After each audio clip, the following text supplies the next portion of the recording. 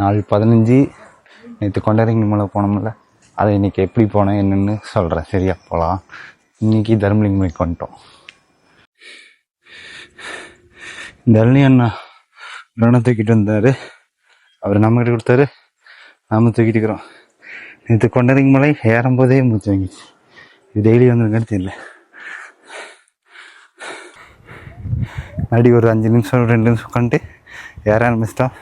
பாதி தூக்கிட்டு இருந்தால் அந்த அண்ணா சரி, மீதி எனக்கு எல்லையும் நம்மளுக்கு குடிக்கிறதுல சாமிக்கு. கொண்டரங்கி மலை போகும்போது எண்ணெய் தூக்கிட்டு ஏறவே முடியல.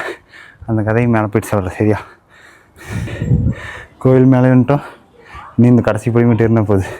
மணி இன்னி வரல, இதோ மணி வருகிறான். மலை ஏறி இறங்கிட்டோம். கொண்டரங்கி மலை ஏறி இறங்கணும். அதோட வீடியோஸில் போடுறேன். ஆனால் நானே இப்போ தான் எடுத்து பார்த்தேன். அதில் வீடியோ கொஞ்சம் எடுத்திருக்கேன். 20 வருஷத்துக்கு அப்புறம் இப்போ தான் 2வது டைம் ஏறுறேன்.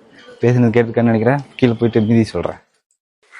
மலை ஏறி இறங்கிட்டோம். நீ மணி வரல, மணி வைக்கணுன்ட்டு இருக்கா. கொண்டரங்கி போகிறதுக்கு செலவெல்லாம் பெருசாகல. இங்கேருந்து 131 கிலோமீட்டர் பழனி வழியாக போயிட்டோம். ரிட்டர்ன் வரும்போது செம்புபாதல் முருகன் கோயில் கணக்குப்பட்டியில் போயிட்டு இருந்தோம். கணக்குப்பட்டியில் சாப்பிட்ற இடத்துல சாப்பிட்டு எல்லாம் அப்படியே போடுறாங்க. கொஞ்சம் எடுத்து கீழே போடுங்க. இன்றைக்கி முடிஞ்சு தட்டம்.